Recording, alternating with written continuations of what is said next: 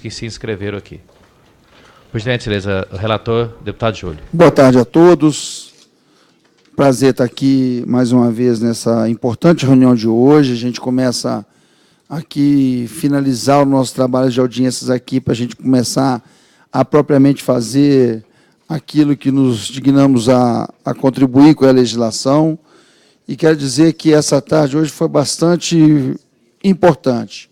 O conteúdo da colocação do Bruno, da Alessandra, do Marcelo, do Winston, do Varley, que a gente esteve com ele na sexta-feira lá em Congonhas, e do padre Renê, que é um convidado nosso.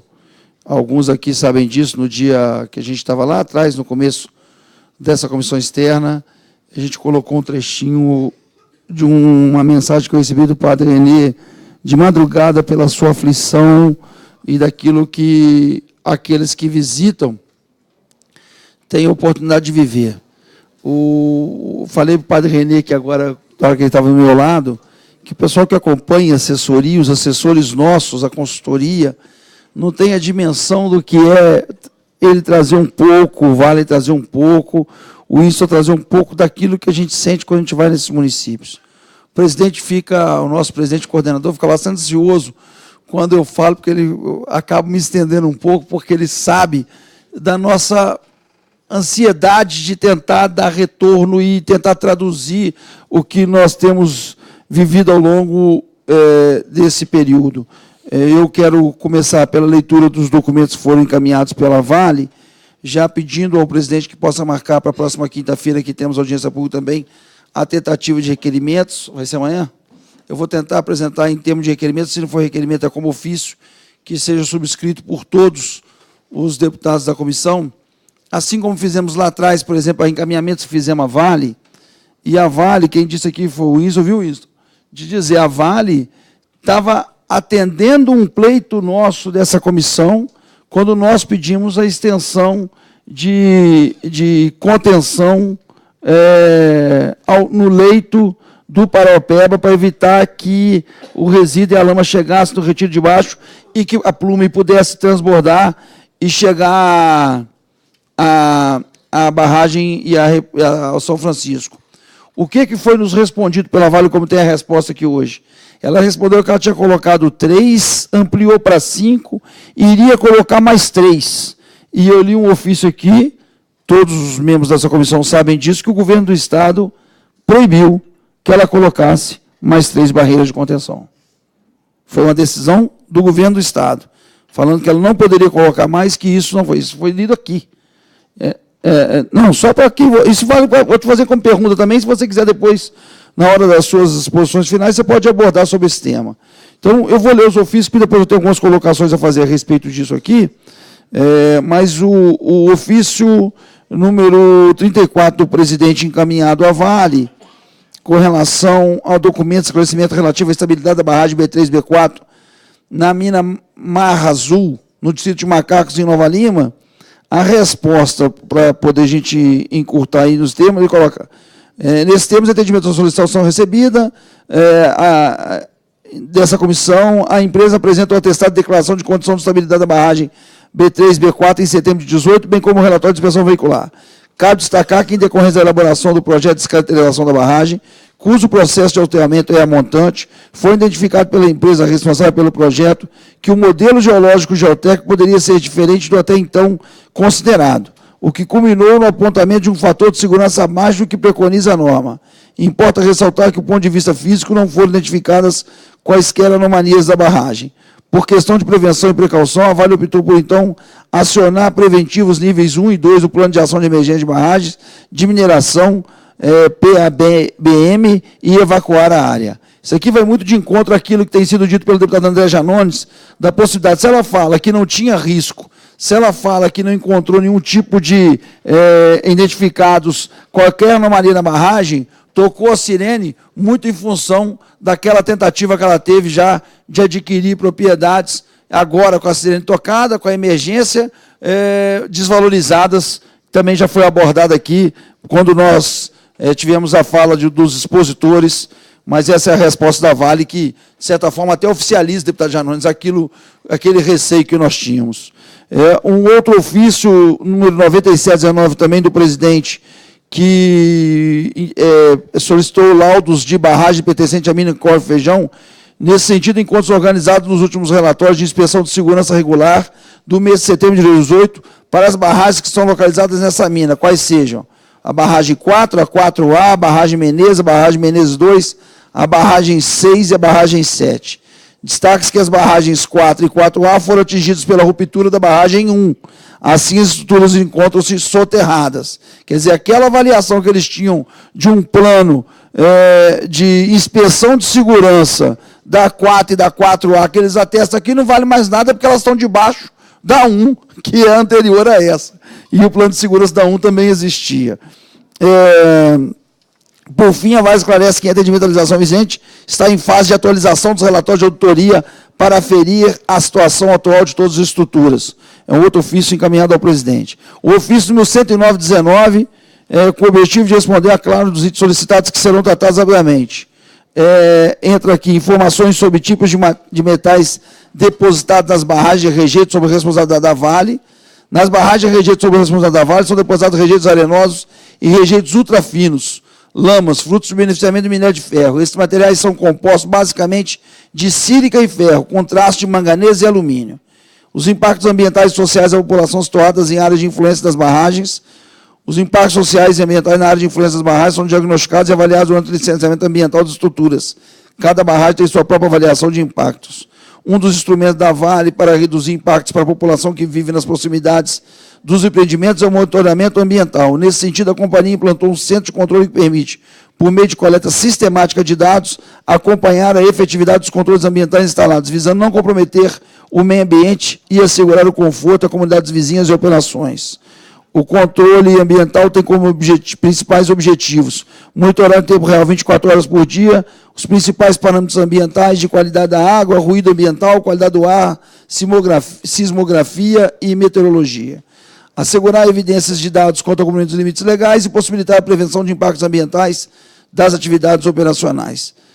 Dessa maneira, a Vale, no intuito de manter e melhorar a responsabilidade socioambiental, desenvolve novas técnicas de medição mais apuradas e ágeis com monitoramentos automatizados que possibilitam ganhos no tráfego de informações, além de inovações de trabalhos com mapeamentos acústicos, análises avançadas de ondas sismográficas, modelagens de qualidade do ar e análise de parâmetros in situ na qualidade das águas. Os dados de monitoramento são transmitidos ao Centro de Controle Ambiental e analisados em tempo real pela equipe técnica, atualmente disponível durante 24 horas contíguas.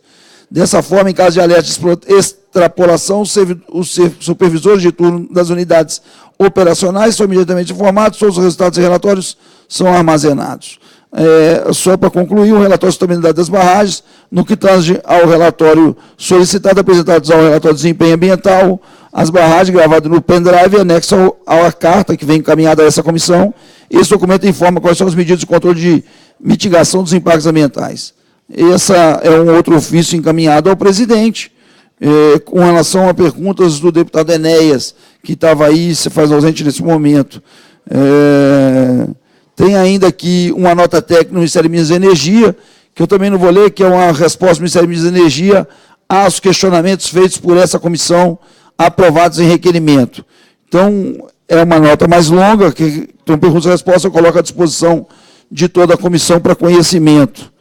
E também do Ministério Público Federal, só uma resposta mais rápida.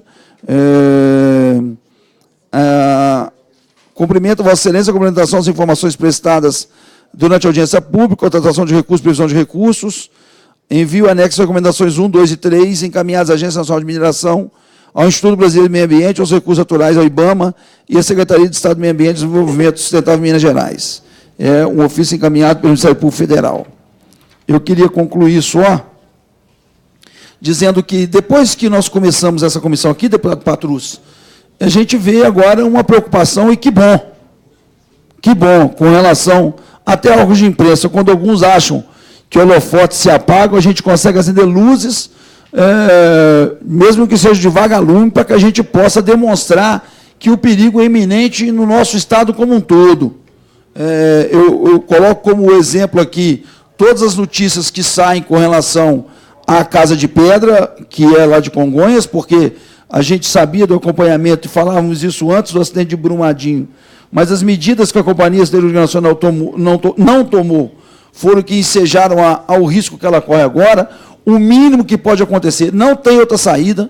Para quem conhece Casa de Pedra, eu conheço, não fizemos uma visita técnica, mas eu conheço, sabemos por depoimento dos que estavam lá na sexta-feira, que a situação continua sendo depositado numa chamada barragem inativa, resíduos de mineração, e mais do que isso, para quem conhece Casa de Pedra, sabe que lá não tem jeito, a população, os mais de 4.000 pessoas que vivem a montante da barragem, não tem um plano de evacuação que passe de 1 minuto, deputado Patrus. Então, lá o descomissionamento, como foi dito aqui pelo nosso Bruno, nosso conterrâneo lá da nossa Universidade de Juiz de Fora, que vai demorar, e demora mesmo, não dá para ser feito, mas o descomissionamento é a única saída para a Casa de Pedra.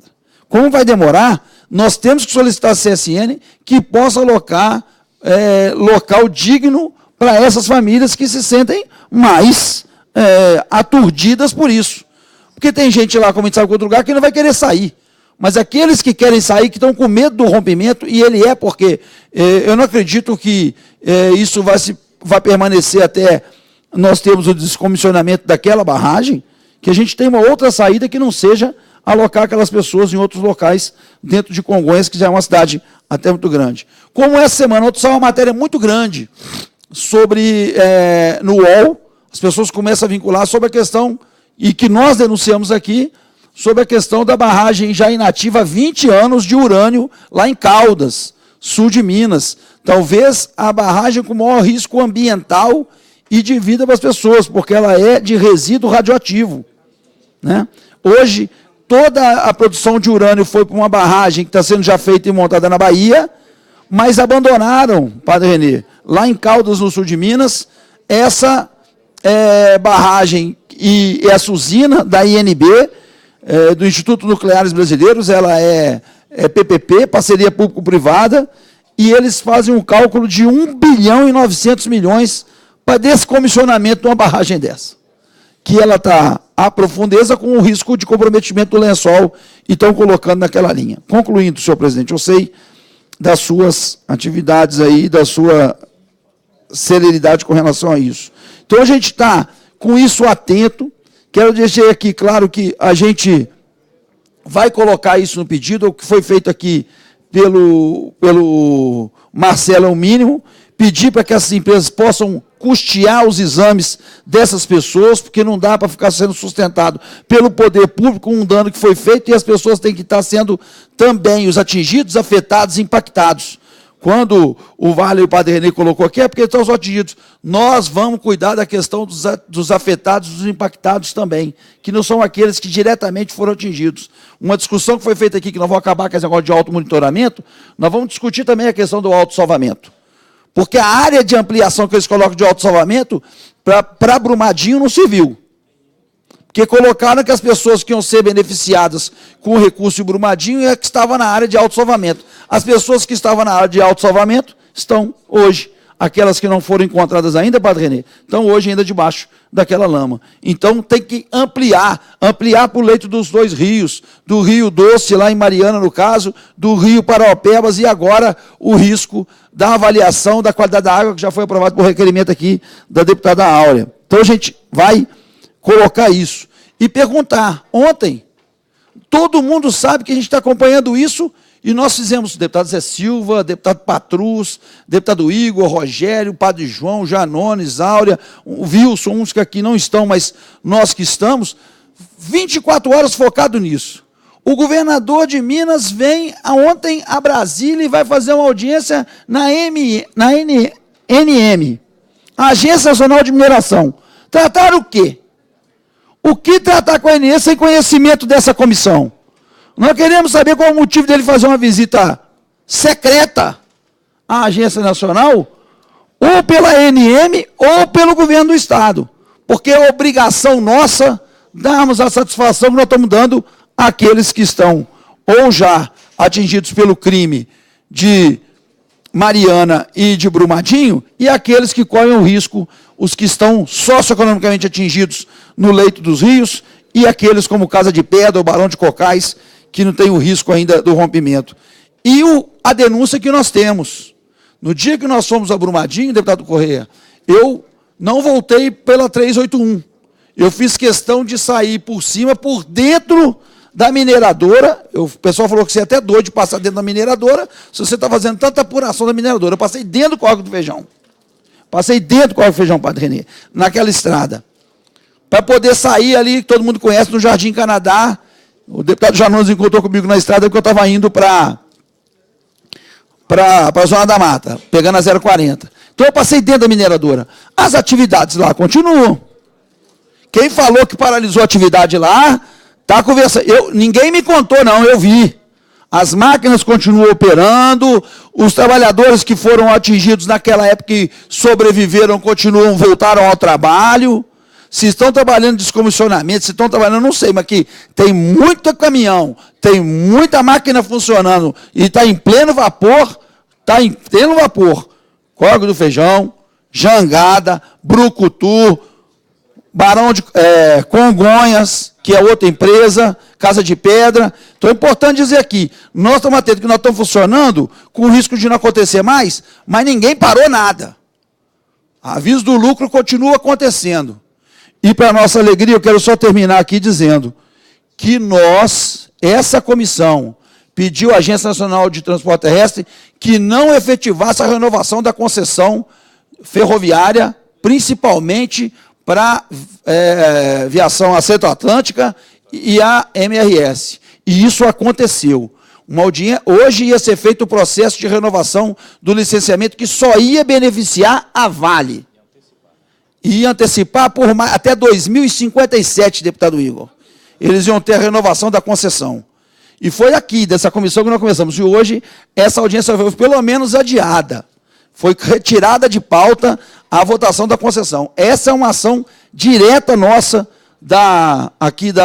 dessa comissão, porque uma das alternativas de Ouro Preto, de Congonhas, de Brumadinho, é a alternativa nossa de termos uma saída que não fique dependente das rodovias, que é através da linha ferroviária, que hoje é toda concessionada para Centro-Atlântica e MRS, que pertencem à Vale.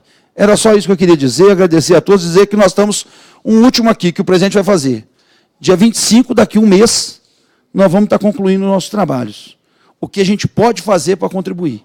E eu vou querer a presença do Padre Renê, do Varley, do Bruno, da Alessandra, do Isso, do Marcelo, aqui, junto com convidados, que nós vamos apresentar fruto a nossa contribuição daquilo que vocês contribuíram conosco, principalmente com o material que vocês entregaram hoje. Então, eu preciso muito dessa presença para estar endossando, porque nós vamos submeter à consulta pública aquilo que nós produzimos aqui, do trabalho muito competente que está sendo aí capitaneado e puxado pela consultoria nossa legislativa e a contribuição de todos os deputados estão dando. Era isso.